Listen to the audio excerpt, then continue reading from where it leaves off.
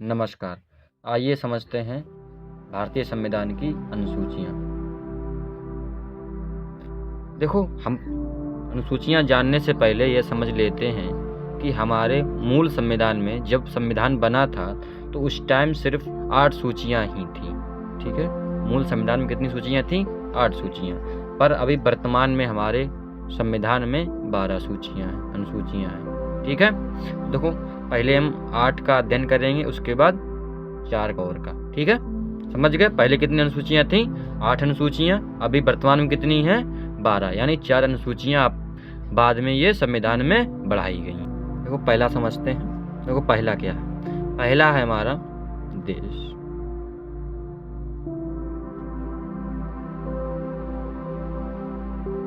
राज्य केंद्र शासित प्रदेश। केंद्र शासित प्रदेश। अब देखो इनके बारे में समझते हैं। देखो पहले अनुसूची में देश के बारे में कहा गया है, राज्य कितने हैं, राज्य की सीमा कैसे बढ़ेगी, नया राज्य कैसे बढ़ाएंगे, इसके बारे में प्रावधान है। ठीक है, केंद्र शासित प्रदेश कितने हैं। ठीक है, तो देखो वर्तमान में हमारे अभी कितने राज्य हैं? 28 राज्य हैं। केंद्र शासित प्रदेश 7 हैं। ठीक, समझ गए आप लोग? दूसरी अनुसूची पढ़ते हैं। वेतन, वेतन व भत्ते।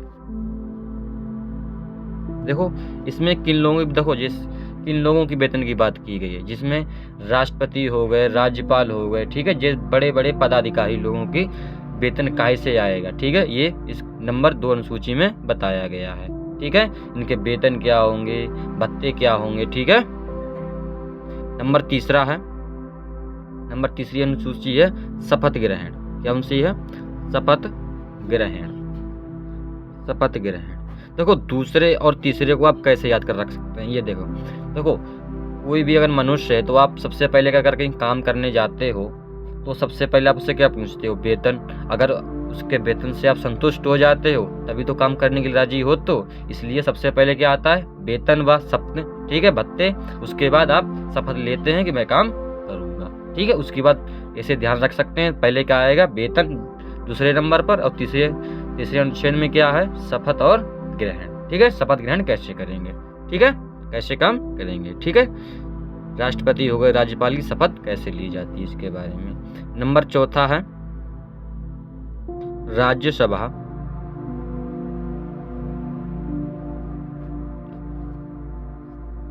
राज्य व केंद्र शासित। इनके कहने का मतलब ये है कि राज्यसभा में जो सीटें हैं वो जिनके कैंडिडेट हैं वो कहाँ से राज्य में कैसे कैसे आरक्षित हैं। जैसे एक राज्य में कितनी सीटें चाहिए केंद्र को। ठीक है, राज्यसभा में कितनी सीटें चाहिए। जैसे मान लो कोई केंद्र शासित प्रदेश है, जैसे दिल्ली मान लो, उसमें कितनी हमें चाहिए सीटें। ठीक है, लोकसभा के लिए या विधानसभा के लिए। ठीक है, इसके बारे में चौथे अनुसूचिया में विवरण दिया गया है। 5वीं अनुसूची में क्या दिया गया है? 5वीं अनुसूची में अनुसूचित जाति, अनुसूचित जाति, इसे एससी भी कह सकते हैं। ठीक है, और जनजाति, इसे क्या कहते हैं? एसटी। ठीक है, एसटी के लिए प्रशासन, इसके बारे में बताया गया है। ठीक है, के लिए प्रशासन, यानी अनुसूचित जाति के लिए और जनजाति के लिए क्या क्या प्रशासन होंगे। नंबर 6 समझते हैं। देखिए नंबर 6 क्या है आपका? देखो इसी से रिलेटिव है। इसमें खाली देखो अनुसूचित जाति यानी एसटी समाज की भी बात की गई और इसमें खाली जनजाति की बात की है। यानी जो जनजाति प्रदेश हैं, जनजाति प्रदेश कौन कौन से हैं? पूरे राज्य के नाम लिखे हैं। जैसे हो गया आपका असम, मेघालय राज्य है वही वाला, त्रिपुरा और मिजोरम। ये 4 राज्य हैं जिन्हें जनजाति प्रशासन के लिए अन्य प्रावधान किए गए हैं। ठीक है, ये किसमें उल्लेख मिलता है? अनुसूची 6 में। ठीक, समझ गए आप लोग। आगे अनुसूची 7 देखते हैं। अनुसूची 7 में संघ। देखो इसमें 7 में सूचियों के बारे में बताया गया है। ठीक है, कौन सी कहाँ सूची है। देखो संघ सूची, संघ सूची कामा 3 प्रकार की सूची होती हैं, और उस पर राज्य सूची हो गया आपका, राज्य सूची। उसके बाद क्या होता है, समवर्ती सूची, समवर्ती सूची। ठीक, अब समझते हैं संघ सूची। तो संघ सूची किसे कहते हैं, जैसे लोकसभा, जैसे मान लो कोई लोकसभा है जिसमें केंद्रीय सरकार कोई काम करती है तो उसके कार्य इसमें दिए गए होते हैं। देखो जब मूल संविधान बना था तो सिर्फ 97 कार्य ही दिए गए थे, लेकिन ये अभी वर्तमान में बढ़कर 100 हो गए हैं। कितने हो गए हैं, 100। वहीं राज्य में, राज्य सूची में, राज्य सूची में भी रखा गया है। राज्य सूचियां पहले कितनी थी, 66 थी। कितनी थी, 66, यानी 66 इतने कार्य दिए गए थे जब मूल संविधान में, पर ये घटकर कितने रह गए, सिर्फ 61 रह गए हैं। कितने रह गए हैं, 61, ये घट गए हैं। फिर आगे क्या हो गया, आगे फिर से बढ़ जाएंगे। समवर्ती सूची, तो समवर्ती सूची उसे कहते हैं जहां पर केंद्र और राज्य दोनों मिलकर काम करते हैं। समझ गए, नहीं समझ गए। 47, पहले कितनी सीटें थी, 47, यानी 47 कार्य दिए गए थे ना, अब बढ़कर कितने हो गए हैं, 52। कितने हो गए हैं, 52। ठीक, ध्यान रहेगा आप लोगों को। नंबर 8 क्या है, नंबर 8 अनुसूची में है भाषा। भाषा के बारे में बताया गया है। ठीक है, देखो जब संविधान बना था, मूल संविधान में सिर्फ 14 भाषाओं का उल्लेख मिलता है। कितनी, 14 भाषाएं, 14 भाषाओं का उल्लेख।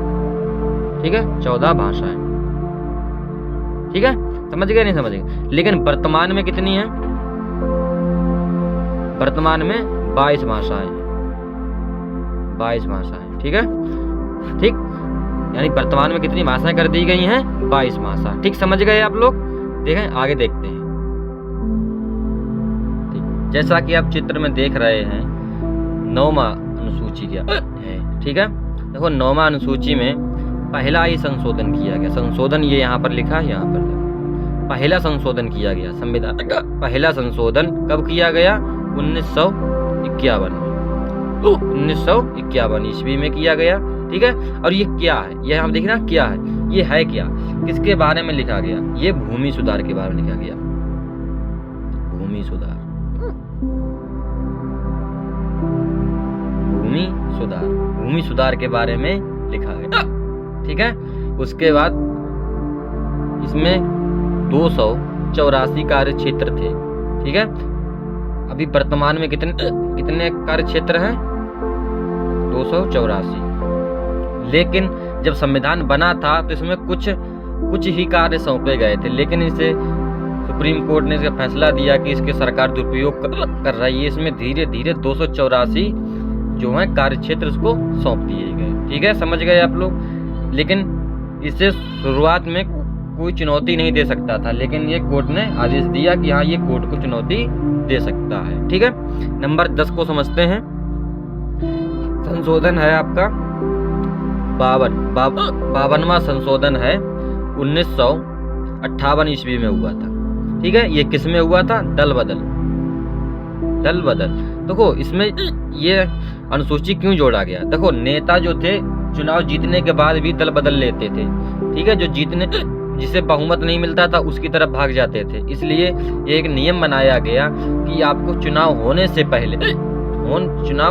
पहले आपको जिधर भी पार्टी में रहना है आप पहले निर्णय कर लें, जीतने के बाद आप दल बदल नहीं कर सकते हैं। ठीक, समझ गए, इसमें इसके बारे में प्रावधान है। ठीक, 10वीं अनुसूची में समझ गए आप लोग दल बदल के बारे में, यानी चुनाव से पहले ही आपको दल बदल लेना है, चुनाव के बाद आप दल बदल नहीं कर सकते हैं। ठीक, 11वीं अनुसूची क्या है आपकी, ये देखो कौन सा 73वां संशोधन क्या हुआ था, हिचकी बड़ा आ रही है बोलने पर, इसके लिए मैं क्षमा चाहता हूँ। 1992 ईस्वी से 93 ईस्वी तक। ये देखो दो डेटें क्यों दी गई, देखो इसमें काफी वाद विवाद रहा है तारीख के चक्कर। ठीक है, ये 1992 में पेश किया गया तथा 1983 में इसे पारित कर दिया गया। समझ गए, इसे सफल कर दिया गया 1993 में। 1992 में ये लाया गया संविधान। ठीक है, संशोधन के लिए। ठीक है, इसमें पंचायती व्यवस्था को, ठीक है, पहले हमारे देश में पंचायती व्यवस्था नहीं थी, पर इसे 1973 ईस्वी को 1993 ईस्वी में यह लाया गया। ठीक है, समझ गए। इसमें 29 कार्य क्षेत्र सौंपे गए हैं। किसे? 29 कार्य क्षेत्र। ठीक है, 29 कार्य क्षेत्र। 12वां संविधान है, 74वां संविधान संशोधन, सॉरी 74वां संशोधन क्या है? 1992 से 1993।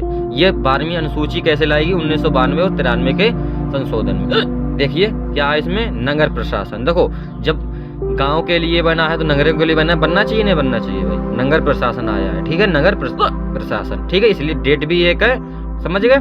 इसके लिए कितने कार्य क्षेत्र सौंपे गए? 28 कार्य क्षेत्र। 28 कार्य क्षेत्र से सौंपे गए। किसे? नगर प्रशासन को। ठीक, समझ गए आप लोग? बड़ा हिचकी आ रही है, इसके लिए माफी चाहता हूँ। अच्छा वीडियो अच्छा लगे हो तो लाइक करें, सब्सक्राइब करें और मेरे से चैनल जुड़े रहें। जय हिंद।